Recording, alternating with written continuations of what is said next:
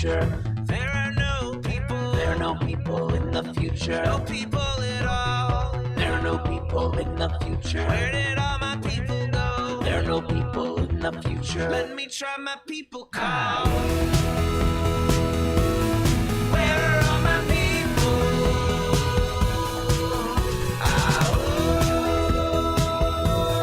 Where are all my people? I guess I'll fly away now. Hey, welcome to Raging Chickens Out to Coop Live. Yes, it is Monday, May 31st, 2021. It is Memorial Day, everybody. Yes, indeed. But we're here. We're here for you once again on this Monday evening. On Out to Coop Live, we talk to progressives, activists, and troublemakers of all sorts, right from our own backyards from across the country. On Fridays, of course, Sean Kitchen and I break down the good, the bad, and the ugly in state and national politics. And we've got a brand new Wednesday show. Yes, it is the Wednesday show every other week. And actually, it's actually going to be every week now. I'm going to be talking to progressive columnists from the Bucks County Courier-Times and the Intelligencer. That's Cyril Michaleko. Yes, you know him. You love him. You're already here with me. I know you are. Good. Well, he joins me to drill down into Bucks County and PA politics. You can get all our shows by subscribing to our podcast on Podbean, iTunes, Spotify, or wherever you get your podcast. And make sure you leave us a review. Give us that 5-star review. Let people know you're doing what you think about the show, right? The more reviews that you give, especially on iTunes, especially on Apple Podcasts, boom, that gets us out there. You can help to support this show by becoming a patron for as little as $5 a month. Go to patreon.com/rcpress. And if you're watching this show right now on our YouTube channel, make sure you hit that subscribe button. Make sure you like the stream and hit that little bell, that little notification bell, so you get a notification every time that we go live. Yes, we'll have some details about too as well. If you want to join tonight's show, you want to call into the show a little bit later on in the second half of the show.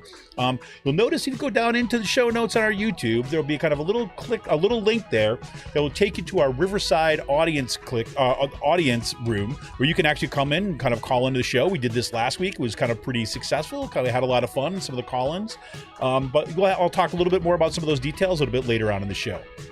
For more PA progressive talk, you can also tune to the Rick Smith Show's live stream at 9 p.m. Eastern on his YouTube channel, Twitter, or Facebook. Subscribe to his podcast wherever you get your podcast. And just go to thericksmithshow.com for all the latest across all his platforms. And you absolutely must check out the newly launched Sisters of the Night Caucus podcast. Yes, the amazing PA women stirring this political cauldron behind this podcast. They rock, and they know where the bodies are buried. Spooky, right? Yep. Well, make sure to follow them on Twitter, too, at The Night Caucus, and subscribe to their podcast on Anchor, Spotify, iTunes, or wherever you get your podcast. Attention gamers, the Game Inn is a Quakertown Black family-owned gaming store. Yes, they're friends of the show, and they've got everything you could want, from retro N64s to latest consoles, video games for all platforms, collectibles, action figures, Funko Pops, you name it. And if you got kids, hey, every A you get on the report card, they get a discount. That's not a bad deal. You can follow them on Twitter at The Game Inn. That's with 2 N's. You can drop them an email at thegameinpa@gmail.com, or check out all their stuff on thegameinwith2Ns.com. And a special shout out once again to Jonathan Mann, who wrote our intro song, There Are No People in the Future. And check out all his great stuff on his YouTube page and follow him on Twitter. Well, on today's show, this week I welcome Brian Bailie back to the program. Yes, Brian's been here before, and as we've kind of taken on the assault in higher ed, yes, Brian is back. He's back to the program to talk about a new report called COVID-19 and Academic Shared Governance by the American Association of University Professors, or AAUP. The report finds that college and university administrations' responses to the COVID-19 pandemic, well, guess what they did? Surprise, surprise. They disregarded the norms of academic governance and were, quote, were affected largely by administrative fiat with little or no consultation with the faculty, even where the austerity and emergency measures had dramatic effects on the curriculum, an area traditionally considered the faculty's primary responsibility. We may also dip into another recent report by the Roosevelt Institute Network, or the Roosevelt Network, called The Financialization of Higher Education at the University of Cincinnati, as well as the broader attack on public higher ed. Yes, it's all joy and fun tonight, everybody. Yes, Brian Bailie is an associate professor, and give him a round of applause. Yes, newly tenured associated professor. You're an associated professor. You're associated with the professor. Congratulations again on that, Brian. An associate professor of rhetoric and composition at the University of Cincinnati's Blue Ash College. Brian's latest articles include "Are We an Academic Journal?" Editing as Ethical Practice for Change, that's co-authored with Steve Parks, and Reflections, a Journal of Community Engaged Writing and Rhetoric, and the ever-timely piece in Present Tense, which I love to plug this one, that Present Tense is a Journal of Rhetoric and Society, in this piece called, quote, "So Richard Spencer's coming to your campus. How he was allowed on and how you can confront him." Way to go. I want to remind you all, too, as well, to join our Discord server. You can check out the link for that also on our YouTube stream. Just look in the show notes. We're continuing to test this new platform tonight on riverside.fm. So we're hoping, we'll continue kind of working out the kinks as we go on, but this is absolutely fantastic. You can join the show on riverside.fm by just following that link right down in the show notes on YouTube, and be able to call in a little bit later on to the show. And remind you once again that you become a patron of this show and help support everything we do here at Raging Chicken by going to patreon.com/rcpress today. Welcome once again, Brian, back to Out to Coop Podcast. Thank you for having me again. You got it. And one more thing that I did not say in the intro, but happy birthday to you. Yes, it was Brian's birthday too as well. So not only did he get tenure this week and promoted this week, but he also had a birthday. So congratulations across the board, Brian. Man, and I appreciate you taking the time out tonight to come on the show. Oh, thank you. Thank you for having me, and thank you for the congratulations for tenure as well as my birthday. I must tell you, the closer I get to 50, the less celebration there is involved. Hey, I'm still celebrating, man. I'm over the hump. Yeah, well, it just doesn't have that sort of same vibe anymore. And I assume that's just age and maturity, I guess, right? So I'm not going to be silly and do something outlandish anymore. True enough. And I think, I think having kids has something to do with it. At least it did for me. Because after that, it's the kid's birthday were a big deal. Then after, by comparison, it's we really don't need to celebrate. Really? We don't have to do one more thing. Do we have to? No, really. Let's just hang out and have a quiet night and watch a movie or something. It's It's exactly what happened last night. So that's it. Oh, good. Oh, man. So, here we are. We're kind of at the end of the academic year. It's been, I think it's fair to say, one of the most challenging academic years in anybody's memory. Not only did we, start this or end last spring with the launch of the pandemic, right? Where suddenly we're all forced kind of online, scrambling to figure out how we're actually going to do this thing in the midst of a pandemic. We've never done a pandemic before, at least not in my lifetime. Had to figure out, what are the rules? What do we have to do? How do we protect ourselves? And that actually happened in the wake of the George Floyd killings. And you had massive uprisings, some of the biggest kind of social, by some measures, the largest civil rights protests in the history of this country. We also we're still experiencing the aftermaths of the Me Too movement, which things have continued to kind of roll out. And of course, last but not least, it was a presidential election year in which we finally got rid of Donald Trump after 4 years of just absolutely an onslaught of destruction. So here we sit in the summer of 2021, after a full year of COVID and the wake of all that stuff. A lot has happened. Right. And, a lot has happened, and I think we're all really tired. Yeah. But I think that's also unfortunate because the problem is those onslaughts aren't stopping, right? So just because Trump is no longer in office and his administration is gone, I think it's one of the things that we have to keep looking for is we have to keep vigilant, basically. And we have to continue the resistance because Trump is not necessarily, he's not the foundation for all of this and what we're seeing in the United States. He's just the outcome of a long stretch of time, decades now, exactly. Where, that those neoliberal policies have taken hold and taken root. And ideas about what does an institution owe its people have dramatically changed. And I think that's the biggest thing with the Trump administration is it was close to the idea, that Grover Norquist idea of getting rid of all government as much as possible. And that's why it was such a hands-off sort of operation. Besides the fact that he was obviously looting everything he could, Right. And I think, people started using that, that term about stress testing kind of our democracy and things like this. And I really do think that we had at least, well, I'll speak for myself. I know there were certain things that I had taken for just as givens. Right. And not realizing that I had taken them as givens either, right? Just for example, if you have a subpoena, you have to respond to it, right? You have to show up, right? You can't just say no and everything's fine, right? But we like things like this, or for example, there was a concern going into the Trump administration for things like when you, with the EPA, for example, right? That he's going to put an EPA dude in there that he's going to go in and kind of like absolutely destroy the EPA, right? And then there were people say, well, no, he's never going to get confirmed. How do we get to confirm? Well, he just realized, you just don't need to confirm him. Yeah. Right. You just have acting people, and the acting people can go in and they could do all this damage with even less accountability. Right. Right. I mean, so, and I think there was, in the wake of that, right, being in like positioned in higher ed, having to deal with the pandemic, right, having to kind of grapple with like how we actually like do teaching, right, and not just have students tick boxes, but actually to do it effectively, at least everyone I talked to, was a real struggle, and. And so I'm curious I know for me, it's been exhausting.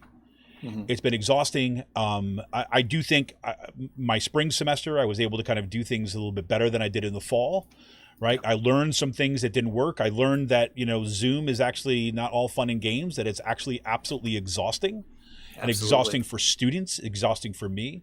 That there were all sorts of kind of, you expose all sorts of technological failures at the university that had, at least at Kutztown, a lot of that had to do with personnel, not with the technology, right? They didn't have the adequate people to actually there to do that, or they were overworked. I mean, so that's from my end, but I mean, where do you sit after this year? Well, and that's basically what happened all over. I think what you said earlier with the stress test is that everything was tested. And what I experienced was much the same, but I went asynchronous this year instead of going synchronous and online. So I was just using the learning management system that the university uses. And at the same time, I had already started moving to, a few years ago, contract-based grading in an effort to be more mindful of how competition and grades, how that's intertied with ideas of student worth, as well as concepts of white supremacy and racism. And so for me, it all hit at the right time, because I could put that all together in one package, and then I could say, do this work, and if you do this work, you're guaranteed this grade, right? And we will take things really slow when it comes to technology, and I've kept it as bare bones as possible. But I learned that, much like you did, in the spring semester, or through the fall into the spring, right? The whole idea of the technology. And I think that it also exposed for a lot of us, and exposed for me, which I shouldn't have been a surprise, but I teach at a 2-year college within the larger University of Cincinnati system, that for how much we like to see ourselves as tech savvy, as a people, as a culture, as a society, that there are still a lot of people where access and tech literacy is a big hurdle. Yes. And that's, based on socioeconomic class. That's based on, it's based on policies that, again, go back to the history of the country. And that sort of generational lack of wealth is glaring, right? That inequality is glaring, where, I'm working with students to find them places near them, looking at like Google Maps, like where's free Wi-Fi, things like that. And so that I found exhausting. It was that emotional labor of carrying that sort of load to try to help students get through the issue. Or even as students were working or suddenly taking care of people, doing things like pirating copies of textbooks, right? Or sending them desk copies I had for textbooks, because they would literally talk, send me an email and say, or get on to my office hours, which I was using WebEx to do, which is similar to Zoom. Mm-hmm. And they would say like, I cannot afford this right now, but I want to take this class, right? So that emotional labor that was pushing down on us because of these stress tests, it's been just such a hell of a year. Like by the time we finished in April, I was just done. And usually I'm very much into like, it's free time now. I can do what I want, whatever, whether it's family or it's projects. But since we've stopped in April, I have worked at half time, if doing anything at all. And I still have to get ready for the summer because I'm just tired. it's just so, I'm just so tired. I hear you. And I think, I spent a good, I don't know, more than a week, probably almost 2 weeks now, of just like digging in the dirt, like literally, just kind of like spending time, weeding and things like this. Just, one, I like doing that, right? So it's kind of, it feels like something life-giving, right? You're actually kind of involved with, things growing and spring coming and all this stuff, but also just to kind of like detox, it felt like. From being like, I'm literally like right now, like in my basement, right? In front of a camera, in front of computers and things like this. And my kid, my son was home like full time, and my daughter was doing hybrid for a while. Then she went, then they kind of brought them all back, and even managing all that stuff at the household level, right? And on top of all this was just exhausting. And I wish I could say that, this was, we like to hear during a pandemic or crises or things like this, that we should all be pulling together, right? Because we're all on the same team, or we're all, we got to pull together and do this. And I know I certainly got enough of those emails that were like, yes, we've got to work as a team. But at the same time that all this is going on and we're struggling to do our best, I think at least the vast majority of people that I knew that were teaching in higher ed struggling to do their best for their students. We saw that a continuation of this kind of assault on higher education from all these different angles. I mean, we've talked about some, when you've been on before, we've talked about some of these before, but I mean, where does that sit kind of like out in kind of Ohio? Because one of the things, just to remind listeners, is like when Brian had first come back on last summer, right? There were, crazy assaults on faculty and tenure in Ohio. There were, it looked like the wrecking ball was coming, right? We saw all these exposés that were coming out. You had amazing student journalists that were exposing what was happening in the amount of funds that were going to sports, right, over academics, that was last year. Yeah. And then this year, that it hasn't let up, it seems like, at all. No, it hasn't. And so I can speak to say, like, unfortunately, force majeures worked in Akron. So they've basically, I believe it was Akron, they've basically blown all that up. Remind everybody what that means. So I don't think everyone's going to be familiar. Okay, so force majeure is it's also a beautiful concept, everybody. It's very pretty French, and it basically it's like which you would also see as what's also been called an act of God clause. So unfortunately at Akron, what ended up happening was that within their collective bargaining agreement, they're an AAUP chapter university, so that means they have a union. They had actually put in a force majeure clause. And what that clause does is it says if there is an act of God, this contract is null and void. So an act of God that affects the university and the university's ability to operate at a financially sound level. And let's be clear, it's like usually what people are thinking about, right? If you're sitting and negotiating a contract like this, if I'm being the most generous person that I could be at this point, you think about act of God, you're thinking like, okay, if a tornado comes through and rips apart our campus, right? Or an earthquake opens up and our entire university falls into a pit of hell, right? I mean, that's what we're talking about when I think most people think about it as an act of God. Right. Or they think about, Hurricane Katrina coming in and laying waste and, dispersing students and faculty as they have no homes, and staff, right? Support staff of all levels. Yeah. And so what ended up happening was that force majeure was enacted. And so they have basically blown the collective bargaining agreement out of the water, which means that everything's on the table and the administration can make the rules as they go. And so while they're calling force majeures, they're hiding behind this concept of the COVID-19 pandemic. And as we've talked about before, this is just disaster capitalism, but in academia. And all that they've done is that they basically were covering up their mismanagement. And so for years, the institution's been financially mismanaged, and it's not faculty who are mismanaging it, because that's not their job. The job is the administration, right, in particular the board of trustees and the president, to keep their hand on the wheel and to not fall asleep at the wheel when it comes to finances. But that hadn't happened, and so this was an out for them, right? So you still have institutions like Akron and other places as well, all over the country, who collected on that CARES Act that went through, right, which provided millions of of dollars, in relief for colleges and universities throughout the country. They still collected that and then didn't hire anybody back, didn't bring anybody back, didn't open up the programs again that they shuttered.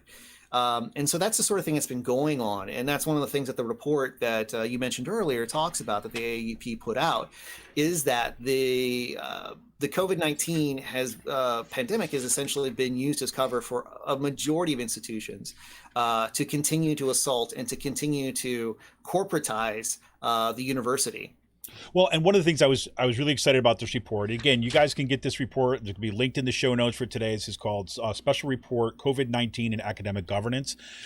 So just so if anybody is unfamiliar with this kind of concept, usually you have this idea about shared governance in academics, right? Is that you have administration and you have faculty members that are kind of sharing aspects of determining the direction of the university. And that's based on the assumption that the people who are in the classroom, the academics who are doing both the research and the teaching, are the experts in the field and the experts in terms of curriculum, and so are positioned to kind of best understand where theirs. And while the administration is kind of like responsible for the overseeing of kind of all staffing on campus and figuring out, it's budgeting and all this other kinds of stuff. And so the idea in an ideal world is that these two have different perspectives and different angles on things. And so if they come together with shared governance, they can make best determinations for the university. So that's kind of the idea about, in a very, very kind of like nitty gritty way, or easy to understand way, I guess. So in this, what was extremely, and this has been eroded, and this is one of the things that we see happening in the pandemic, which this report kind of addresses.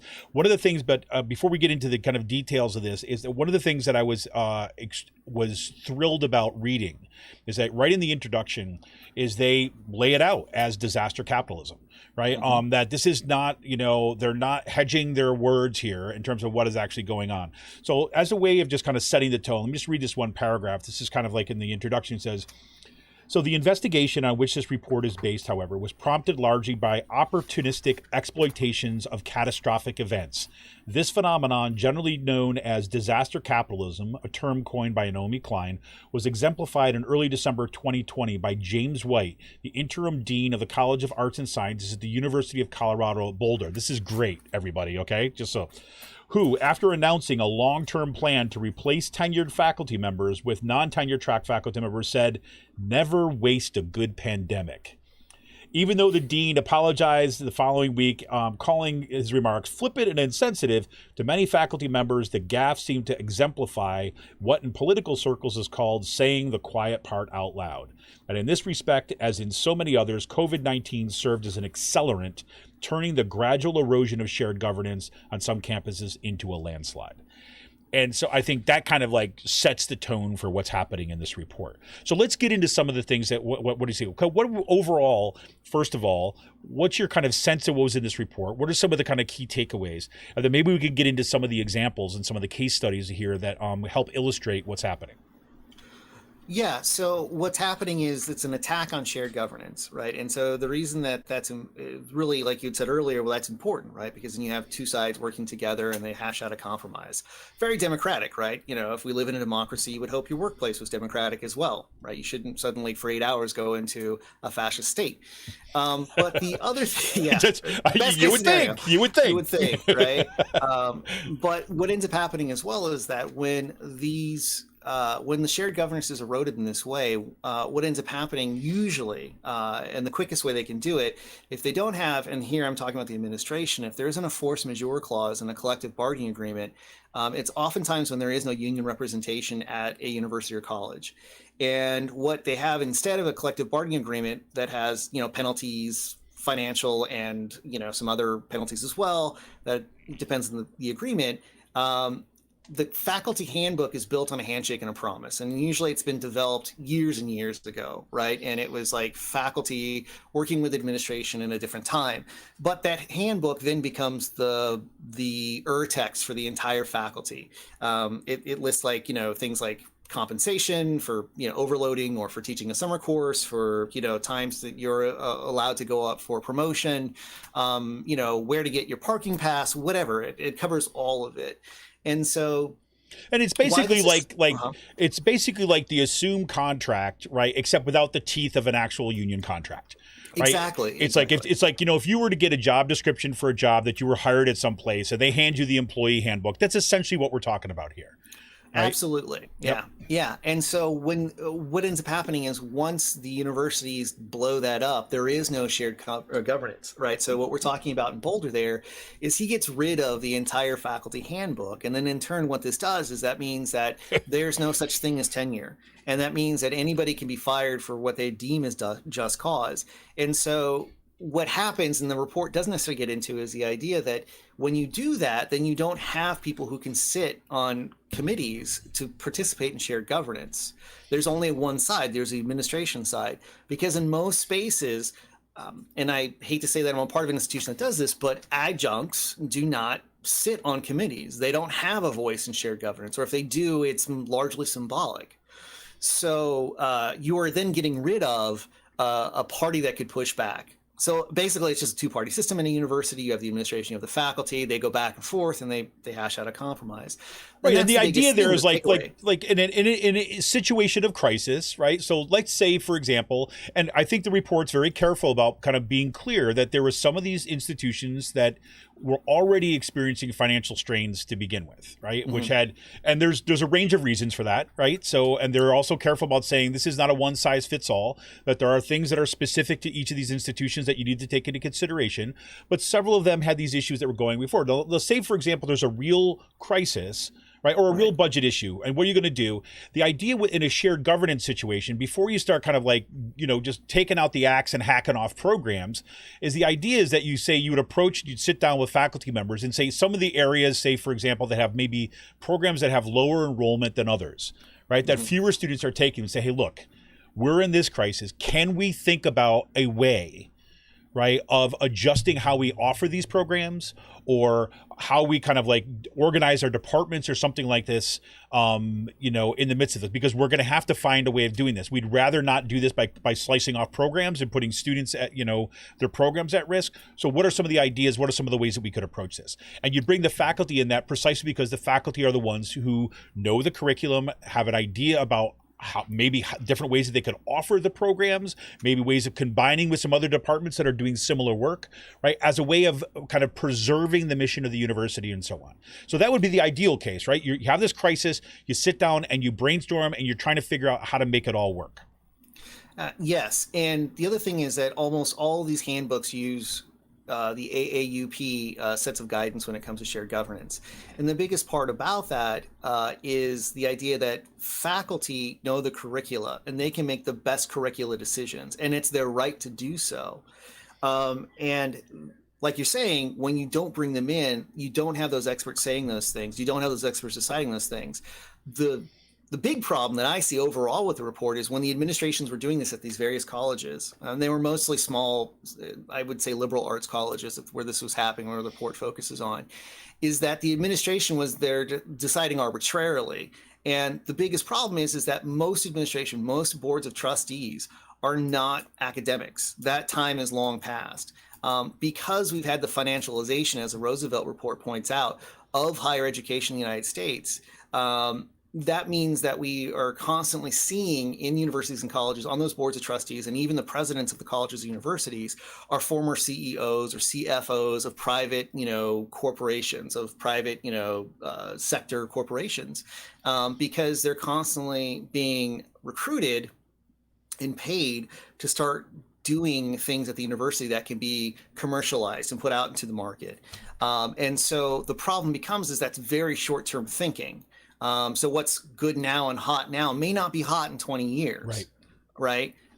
So when you don't include the faculty in there who take a much more longer view, often have the institutional memory that's not dependent and not worried about fluctuations in enrollment, and can think about times before when such things have happened, and then offer solutions to the administration that don't involve just blowing up or shuttering an entire department or program, you get rid of them and that's gone. And the administration just runs rampant and does whatever they want. Right, exactly. So again, it's that neoliberalization, that neoliberal economic theory that these folks are bringing with them from those private sector corporations. And then you get this, let's all cut and hack to make sure the bottom line is, that we're soluble. but to what end, right? So you're not offering half the programs you used to, or they're a jumbled mess, or you have students who are stuck because you didn't understand what it took on the backside to actually arrange a curricula so the prerequisites could go places, or you could get students to transfer. You didn't know how to make agreements with other schools, and now you have these students who have so many credit hours, and they have nothing. There's nothing they can do with them. They can't transfer any place. They can't finish at the institution, and so the problem becomes that our work environment is a student's learning environment, as well as their ability to finish and get that degree that they've been working on. And the administration, by and large, just does not, they either don't get it or they don't care, right? Because again, they're looking at how much money am I going to save by eliminating this professor, these professors, and these departments. Yeah, and to your point there about the financialization too as well, one of the things that this report does, I think, extraordinarily well, and pointing all that out, is that you get to see who these university presidents are, who these boards of trustees are, and very often they're coming out of private industry. So it's even demonstrated in the CVs or the resumes of the people who are kind of making these decisions, these calls. And I also think that whole idea about seeing the just, I don't know, like the balance sheet approach to how we understand curriculum, as opposed to, I can't tell you how often we talk when we're talking in curricular meetings just about, okay, how do you tier the curriculum, right? And so that you make sure that as a student is moving through, right, a program, that, this course is actually going to provide these things. And so this course is built on top of it, right? So that it's making certain assumptions about what comes before it, right? We have, I don't know, this is, I know this is true across the country, is that you have particular programs which draw from courses in other fields, right? That are actually embedded in there, or assume certain things about the courses that were taken at the gen ed level. Right. Mm-hmm. So it's like, so if I'm making the assumption that everyone at my university is required to take, just for an example, Introduction to Psychology, right? I can assume as a faculty member who's teaching, in a different department, that my student has a basic understanding, or, students coming into my class, kind of like say year 3 or 2 or 3, has had that class. And so I can make certain assumptions, right? And I know that if that class is taught by somebody who's trained in the area, who's trained in that field, that I know that that's been conveyed. If, however, that class is replaced with an online self-paced course that's offered by kind of a contractor, like an outside contractor that students contribute, and do during the summer, I have no idea.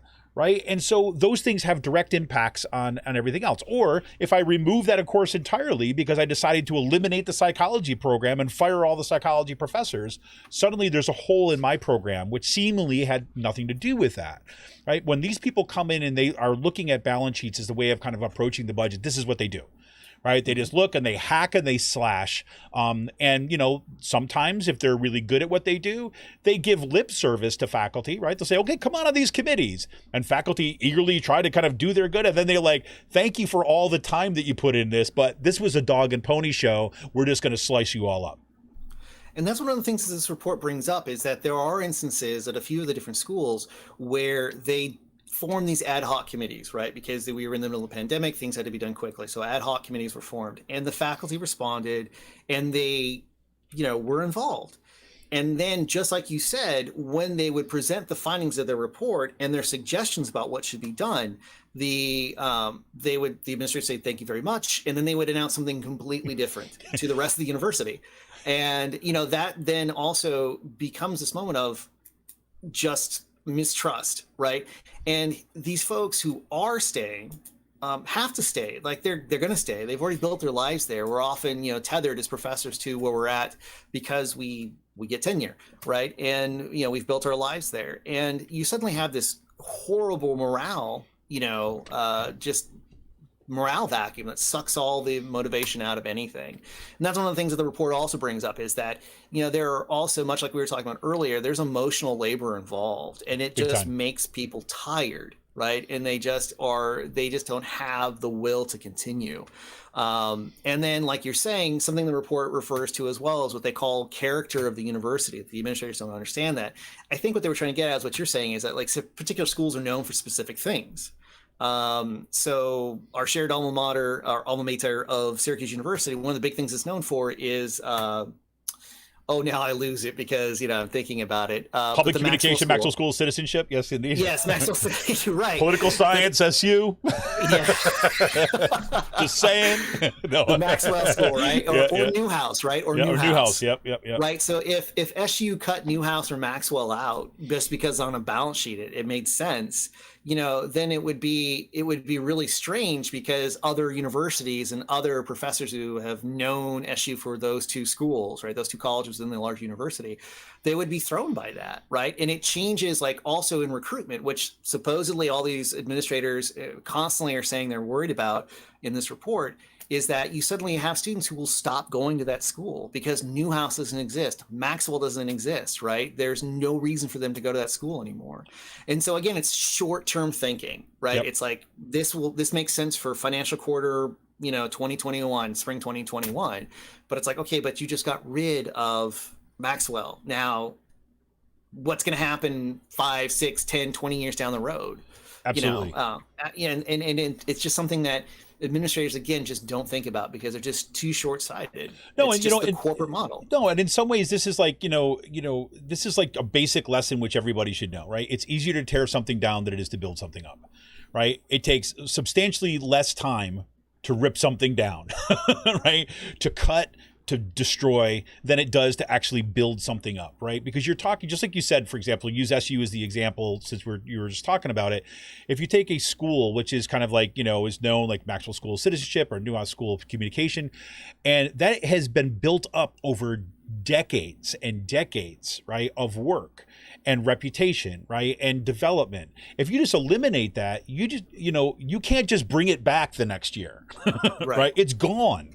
It's gone for the foreseeable future, and it's like that. And what I think is particularly in this report is these are colleges, like you said, are mostly kind of smaller liberal arts colleges that are being focused on here. Although I should say the authors say at the very beginning, since this report has come out, even in draft form, they're getting a flood of people who are saying this is happening here too, this is happening here too, and they're very careful to say, look, we know that this is not a comprehensive look in this report, but we're recognizing these things. We're going to focus on this, and a flood of examples have already started coming in again. So we're going to see, I'm sure we're going to see a revised version of this report, right, in the near future, where we're going to see how deep this problem is. But when you're talking about a liberal arts college, right, that is eliminating programs, right? You already are dealing with a fairly small faculty and a smaller student body. To eliminate that, I mean, it seems like the cost of trying to bring back a program or kind of invest in that is even higher for those schools. Right, and that's one of the things that the report, I think, hints at but doesn't make clear is like there's no solid plan. What's going to happen now, because you're right. You're talking about, I think one of the schools had like 2,300 undergraduates, yes, yep. 52 graduate students, correct. A faculty of like 50 or 60, and then like 195 adjuncts. What is the plan then? Like, if that's what it's known for, like in the Poshy system, which unfortunately is also mentioned in the report, at the very end of the notes, like in the Poshy system, like certain schools within the system are known for certain things. If you take that away, well, what's the draw, right? What are you going to use to draw? And the administrators constantly say, well, we're having to compete in a small region, against larger state universities that have more sorts of like oomph to them, like more of a brand, right? And it's like, okay, but you're already known for one thing. If you're not going to provide that, what are you going to do, right? And that's something that the report sort of gets at, but doesn't actually talk about it directly. And this is my other big point too, and I know I keep stressing this, but just like we've seen with the larger public discussion about critical race theory and critical race studies. Mm-hmm. Most people see it as critical race theory, but it's also critical race studies is what they're also using with that boogeyman turned CRT. And really, what we're talking about, can we just say this? This drives me crazy. I have these conversations with people all the time. Say, what we say critical race theory? You know what we mean? You know what's actually talking about here? We're actually talking about like actually what happened in history and how to understand it, right? I mean, seriously. I mean, it's like, what drives me insane is that most of what you see people objecting to, especially in the right-wing fringe areas like I'm in, is like, you people, really what you're saying is, I want my kids to be taught lies. I don't want them to know everything. I want them to know a story. I don't want them to know the truth. So I'm sorry, that's a total aside, but I mean, I know critical race theory is much deeper than that, but really, I mean, that's the level of the conversation we're at sometimes in this country, and that's so they're off the rails. Kevin just went. Anyways. It's fine. No, I mean, it's something that, you know, when you see it and it seems so obvious and other people are up in arms, it's frustrating. I get it, right? I'm there with you, right? That's why we're all so tired. Yeah, exactly. And, good point. You know, but that's the thing is the sort of legislature, the legislators who are creating these acts, they're passing these, they're trying to pass these bills as laws to limit CRT or CRS, you know, in these different places. You know, they often are working on the premise of it's these crazy radical liberals in these universities that run these universities and these colleges that are pushing this anti-white, you know, anti-white sentiment, or this, you know, reverse racism or whatever they're calling it these days. And the biggest thing is like, no, that's not who runs the university, right? And that's not who has the power of the purse strings. Exactly. And that's something that I think that the report also makes glaringly clear is that it's not me, it's not Kevin, you know, running the university, because it'd be a heck of a lot different if we were. That's for sure. Yeah.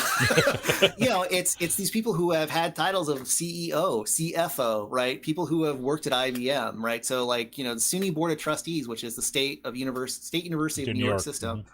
Almost all the entire board of trustees, they too are all CEOs and CFOs. And the fellow who came out of who mentioned and was talking and defending not having a public search, a transparent search for a new chancellor of that system, was saying, well, when I was at IBM, in-house promotions were just common.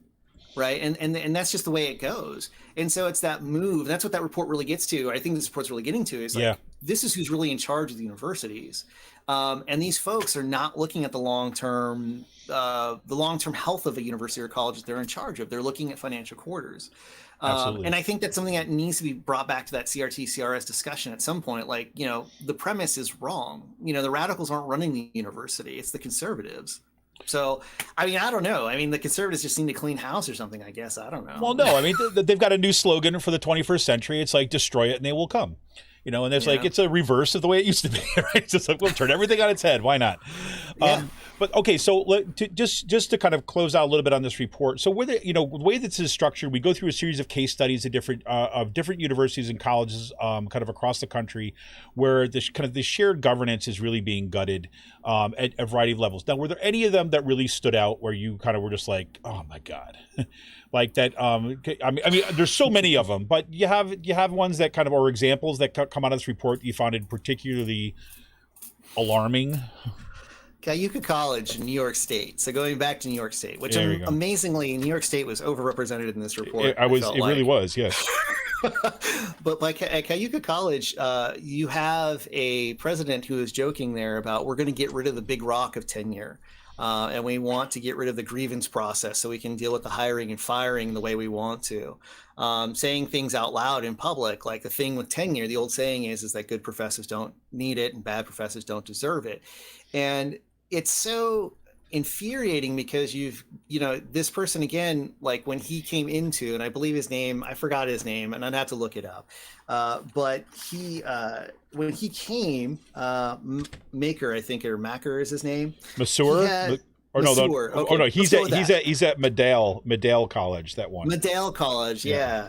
I'm sorry, Mandela College. Cayuga is mentioned in here, but Mandela College is also in New York State. And you know, he talked about these things and he made it seem like getting out from tenure and getting out from having, you know, professors who were making real money for being there for 20 years and going through the hoops to get tenure and to get job security was somehow going to save them.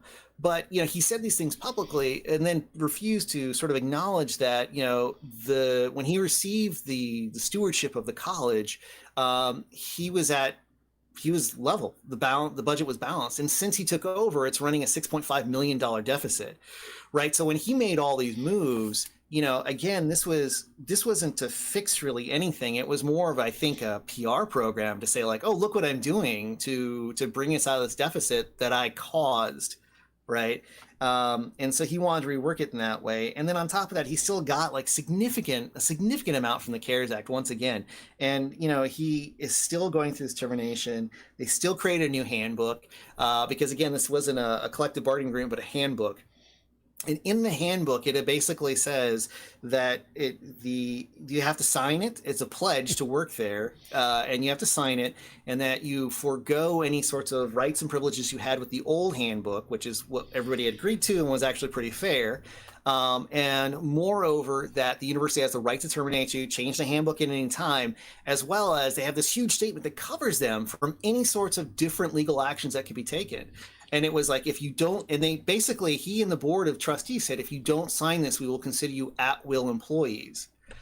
Well, the alternative was 3-year contracts that, again, and everything he did, like all the report, the people that the AAUP interviewed, everything was arbitrary. Who he fired, what programs he got rid of. There was no real sort of rhyme or reason to it.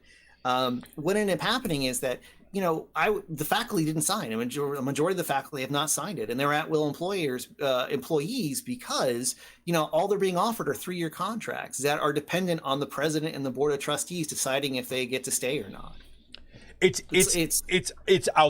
unbelievable. I mean, the language that was put in there. Let me just read exactly what Brian was saying. Just listen to this language. This is what it says. The agreement also included a provision whereby the faculty member must acknowledge and agree, quote, that this is exactly what Brian said. I want to read it word for word so you get a sense of how this is actually what they were being asked to sign.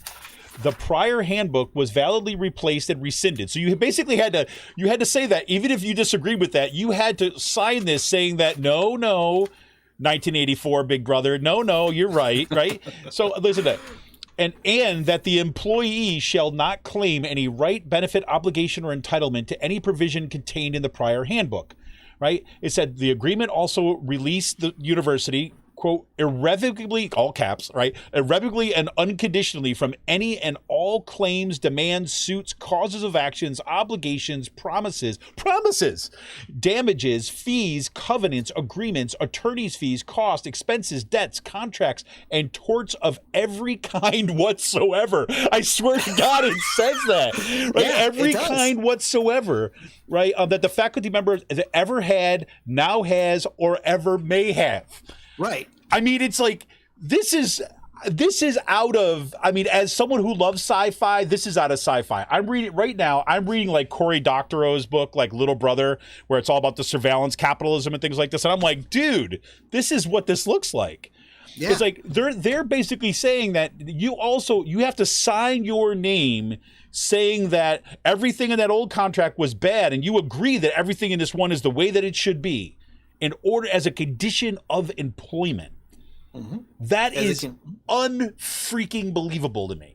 Yeah, and you're talking about people who have been and served at that college for decades, have PhDs, are recognized as scholars in their field, and now they're being treated like automatons, like robots, right? Like, you will just come and work, and you will do exactly what we say. And this is just something that is just so outlandish and it's just so over the top.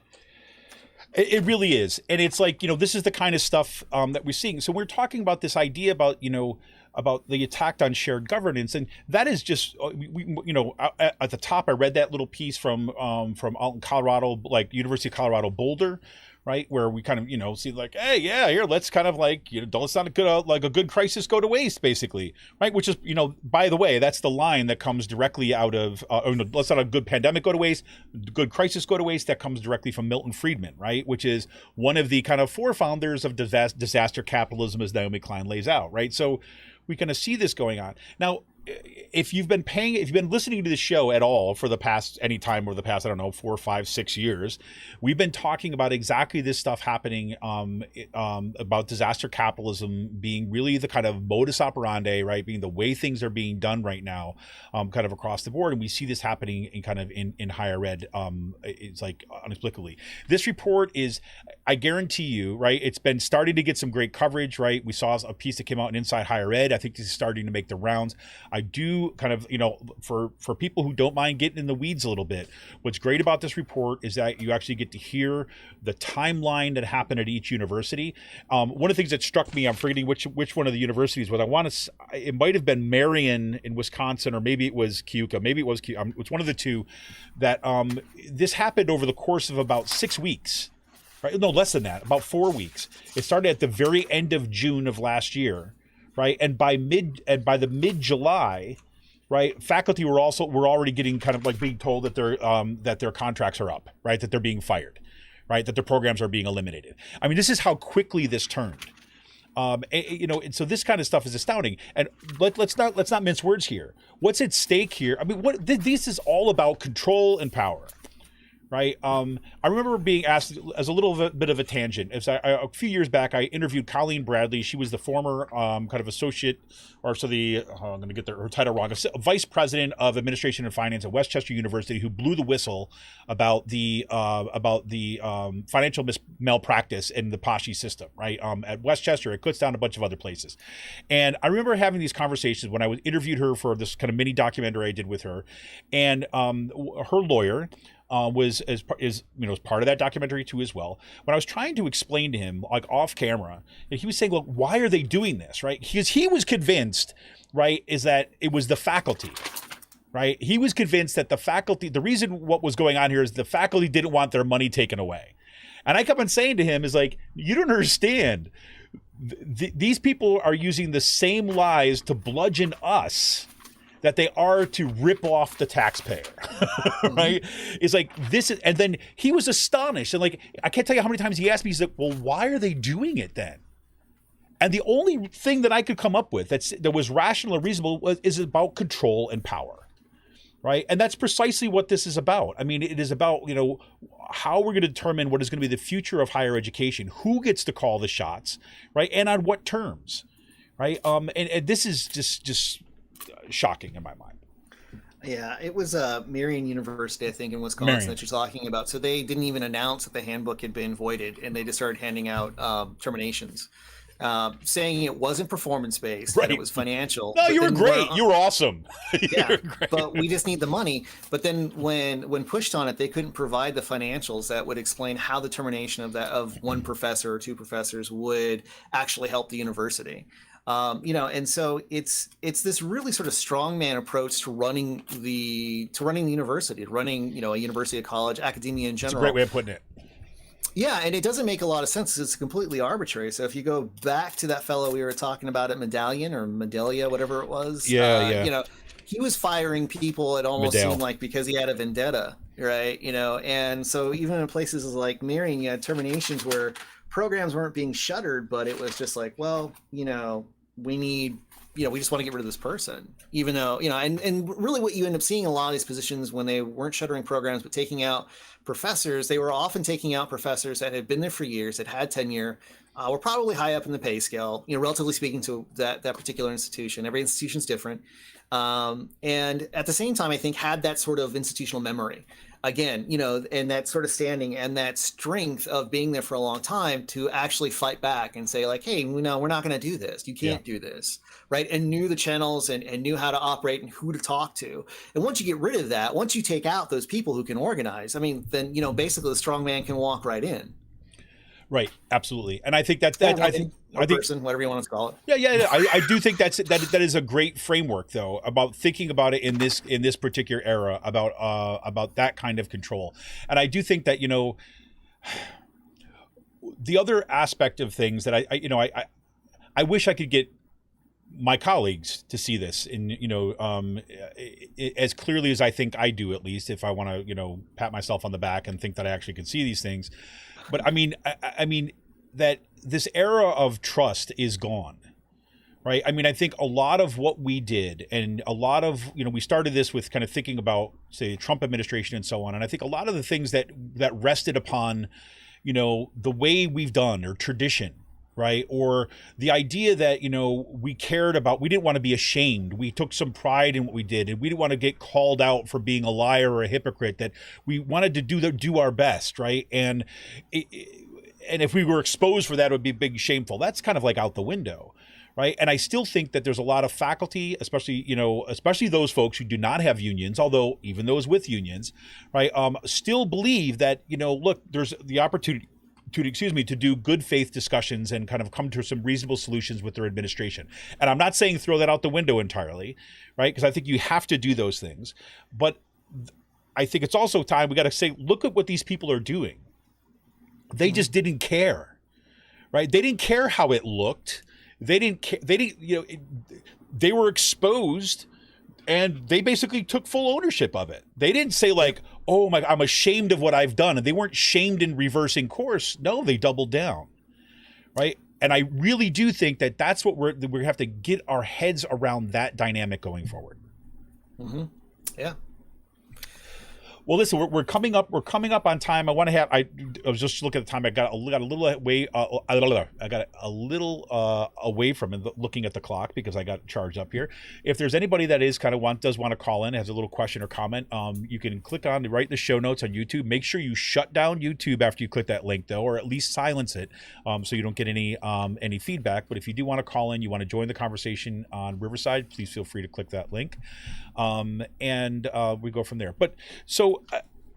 God, Brian, man, every time I talk to you, I feel like I could talk to you for 3 hours. I mean, it's well, in part because, you know, it just sometimes it feels good to be talking to somebody that kind of understands things along similar ways, right? So you don't feel, at least I don't feel so kind of isolated or kind of like, you know, out there on the edge of things for all the time. But I mean, we had a lot of things. So some other things that you wanted to kind of say, bring into the discussion this evening before we have to kind of call it an evening? Yeah, you know, I hate to be gloom and doom, right? Please, so that's my sweet spot. Well, okay, we have to have some hope off in the distance to work towards. So we'll get there. Yeah, we'll get there. But you know, again, I think that, you know, a lot of us, you know, that are working in the professoriate need to stop thinking of ourselves as entitled. We need to stop thinking of ourselves as somehow protected. We need to realize that we are labor. We need to organize. If there is a handbook, you know, and that's great, you know, for your college or your university, but you definitely need to connect and start organizing so you have a contract in place that has legal teeth to it, financial money kind of teeth to it. So, for instance, like with Bowling Green, right? Bowling Green is a good example. It's a really good example. They're one of the good stories out of Ohio. So they did have a problem, right? They had a problem with money, but through whether it was peaceful or not, I tend to think it isn't. But the faculty and the administration were able to work together when they had to call for re-entrenchment and they had to call financial exigency. And what they did at Bowling Green is they were able to, through negotiations between the faculty and the administration, come up with a severance package that worked within their collective bargaining agreement, that made sure, as my colleague John McNay called it, a soft landing occurred for faculty who were being fired, right? So basically they were getting rid of people without tenure who had the least amount of time and seniority at the university. But they had so many months of severance pay that they could continue teaching up to a certain point. So they would be able to work, and then they would receive severance pay once they stopped, as well as connecting them to various services. So that way, you know, again, they could start to look for work. And that's, you know, there's some other things that happen there as well, but that's the ideal, right? Is that faculty administration can come together and work and say like, okay, we're not just going to leave people destitute, especially people who have already worked here for 5 or 6 years and haven't achieved tenure yet, right? If that's the case, like it was at Bowling Green, if you got tenure, you're staying, you know, last in, first out sort of concept. And that's what you would hope for, is a more humane process. And that's a possibility. You know, if you don't have a union, please organize one, please create one. If you're an adjunct, and especially if you're someplace in Ohio where it's very hard for adjuncts to organize. And so say like in Ohio, like the AAUP cannot organize adjuncts, right? Because we've been classified in a specific way. We can only deal with certain academics. Start looking at Adjuncts United, start reaching out to other groups, start trying to organize, start looking around. It's not just you. It's not your fault. You're not just tired and you didn't work hard enough. It's not just your individual institution. It's not just one, you know, administrator and you can go someplace else. This is happening all over. So the best thing you can do is get militant, or at least as militant as possible within a business or union, that, you know, you can organize and create and have that staff that's constantly working in administration, that's constantly policing that collective bargaining agreement, and that again sets teeth into an agreement, so that way you can't just get rid of the faculty handbook and you know the administration runs rampant and wild. The other thing really quick that I thought was really interesting is none of these colleges, these presidents and these colleges and these universities covered in this report ever declared financial exigency. which was a big part of the faculty handbook. Like if they would have done that, then there was ways in the faculty handbook, like I described at Bowling Green, where they would have had a similar situation where they would have worked something out. And I think that's really interesting is that even when it's available and that channel's there, the administration will not do it on their own. Right. There's enough case studies and enough information that the administration is not going to do it on their own. So again, if you're listening, don't think that the administration is your friend. They're not. They're your boss. Please. Right. Human resources doesn't work for you. Right. They work for your boss. Right. And so, that's the thing is that you've got to make sure that you understand that you organize appropriately. And the other thing is too, is I think it's also a pride thing. It's weird too with these presidents, these colleges, like they didn't want to, and they never did publicly announce financial exigency. So I think it's this really strange thing where because they're from the corporate world, they don't want to be in charge of a sinking ship. And again, just like CFOs and CEOs at other places, since we've been hiring those folks in higher ed now, they split with golden parachutes and they move on and go someplace else. They just need to look good while they're there until they get the next gig. Absolutely. I see we were joined by Nick. Nick, if you do have a call or a comment that you want to kind of jump in, just go ahead and call in. We could take your call. Just saw he just joined in Riverside. Nick, are you there? Oh, maybe not. He popped in from one. If he does pop up before we take off, I'll try to take him quick.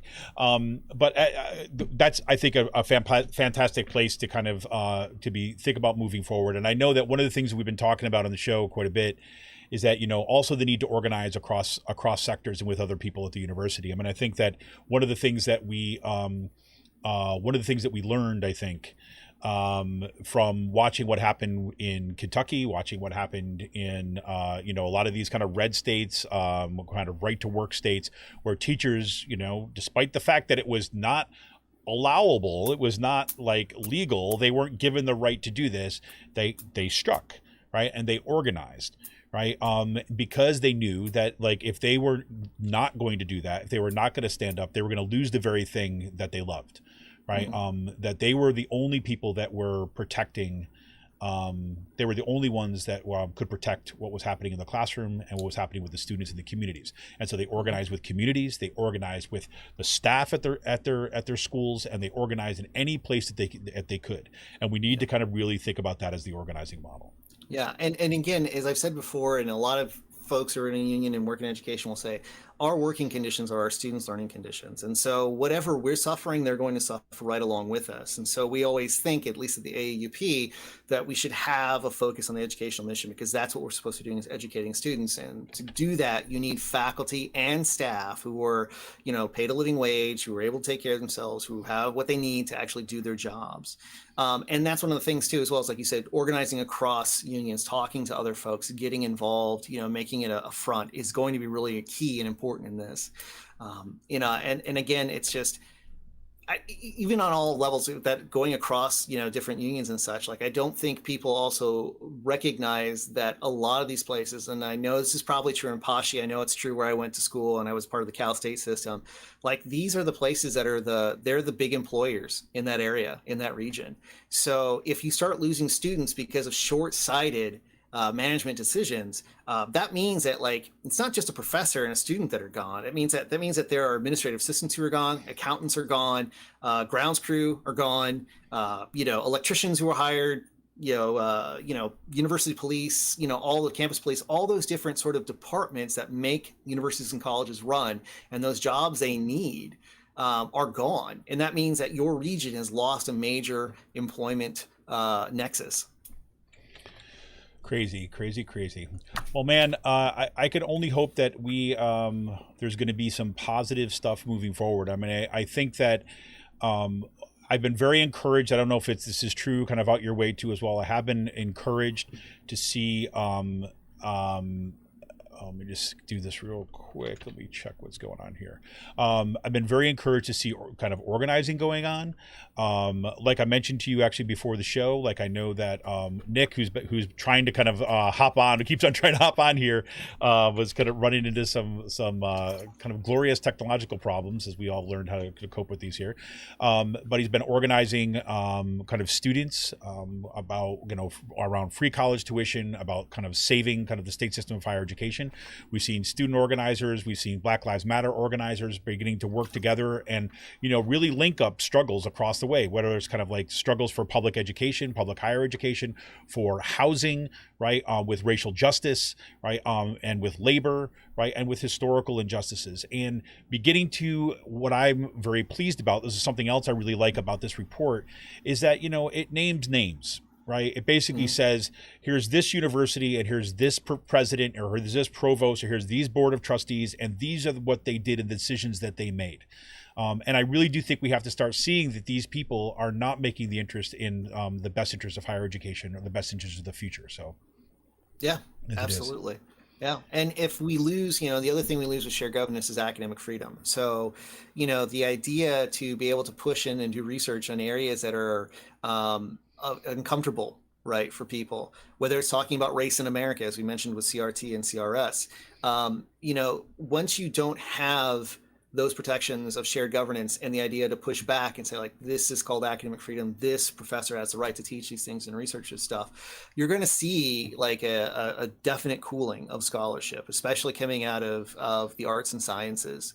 And you will basically have, what I envision, unfortunately, is like more like a corporate training ground, because it'll be just very fact based, and everything will be geared towards business, I don't know. It's worst case scenario. Hey, I think we got Nick come in. So Nick, you got in right before I was going to close off. I tried to keep it open as much, but no, it's not you. It's not you. Believe me, it's I ended up digging up the link that you had sent Alex and I way back when, because I figured that link would work. I don't know, but it is what it is. Well, welcome, Nick. Meet Brian. Brian, meet Nick. What's up, Nick? What's on your mind? Well, I will update. I would say Pesci defenders, along with other allies, have had, in a way of a victory. Pesci defenders, along with the Party for Socialism of Liberation in Chester County, held a rally in Westchester. And, there weren't too many of us, actually. There was, like 5, 6, 7. But we were sort of really trying to target and pressure Chester County Commissioner and Board of Governor member Marian Moskowitz to vote no on the consolidation plans, right? Out of the blue, she came to the rally. We talked to her. She sort of said, I don't know how I'm going to vote. I want to come listen to you. Now, while I think that that's a good sign, I also think that in a way she's, doing that to just sort of save face, right? But out of that, and out of me stating specifically, which is very true, the chancellor lied directly on the integration workshop, or one of his, people, I think it was the deputy chancellor, because they mentioned that these public comments that are coming in either through the form or via email, which I sent one back, I think it was May 12th, we're getting email responses saying that they have been received or read. That's what they said. The day of that workshop, I had looked, had not gotten anything of the sort. It wasn't until the following day I got an email about the integration workshop, this, that, and the other thing. So what did I tell Marian Moskowitz? The chancellor lied, because he did at that time. So I ended up getting a phone call with Chester County Commissioner Moskowitz on Saturday. It was a very good phone call in certain ways. But I ended up pressuring her, along with others working together. She ended up having a phone conversation with the chancellor late the night before. She was told of the quote-unquote broad right-to-know request that I sent to the chancellor's office, which I know we're not going to get anything probably until right before the vote, but we're going to try, right? And we're asking for the public comments. We're asking for certain communications that the chancellor has had. But, we will see what we will get. As well, we're currently trying to pressure the Chester County Commissioner and Board of Governor member, Marian Moskowitz, to have an open forum with faculty, staff, students at Westchester, specifically about this consolidation. And anyone would be welcome. I mean, but we're seeing if that's a possibility. She said that she needed to check back with the president of Westchester University to see, because she wanted to make sure he would be invited there, I'm sure as backup. But, we'll see how that goes.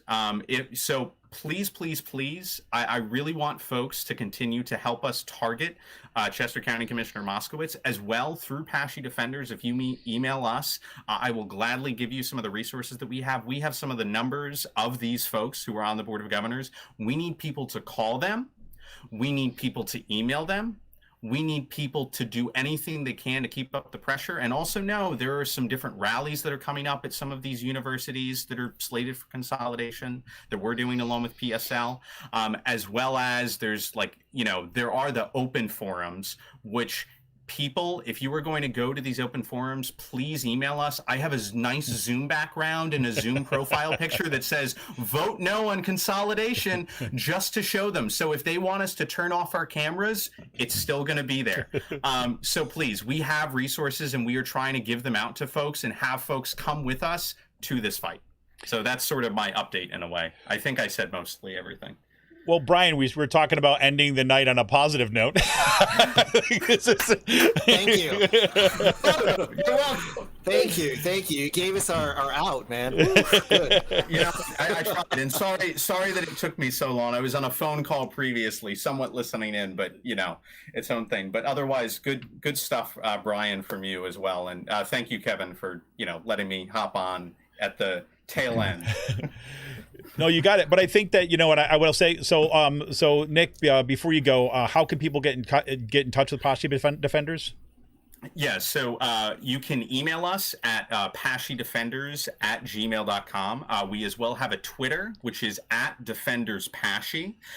We have a Facebook. We have an Instagram as well. The Facebook is Pashy Defenders, and then the Instagram is Pashy_Defenders.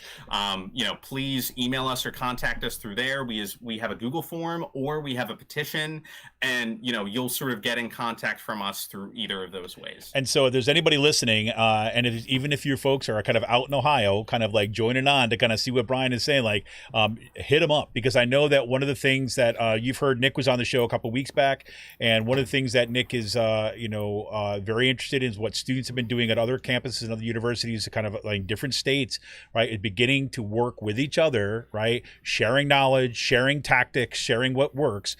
And one of the things that you just heard Nick say is like not only do you have kind of organization over a concept and idea, but you got pressure at key points, with key legislators, state legislators that can actually have an impact, right, at the same time that you're organizing for power. So kudos, Nick, and please do get in touch with them, and feel free. And I'll vouch for Nick. He's friendly. He's not gonna bite you.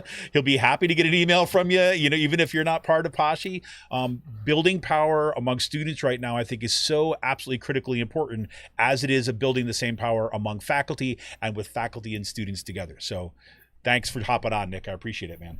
Of course. Thanks for having me. All right. And Brian, hey, you got any closing words for the evening?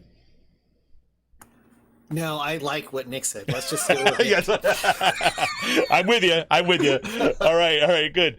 Well, Brian, hey, listen, I do appreciate so much for you taking the time. And I know you've got kind of a lot going on. It's Memorial Day. You just got newly tenured. You just had a birthday, and he's got all sorts of things going on. So I appreciate you so much for coming on and, kind of sharing this space with me once again, man. It always makes me feel like, one step closer to the struggle. So I appreciate it, man. No problem. I'm always happy to come on. Thank you for having me. One more time, just let me know. I just want to let you know I appreciate you letting me on. Oh, man, you got it. You kidding me? Absolutely. So listen, everybody, this is Kevin Mahoney, editor and founder of Raging Chickens. Sorry for little, techno glitches there toward the end. That's on my end. Nick wants to take credit for the glitches. He does not get to. It's all on me. All right, so everybody, I want you to have a good one. Enjoy the rest of your time. We'll talk to you soon. See ya!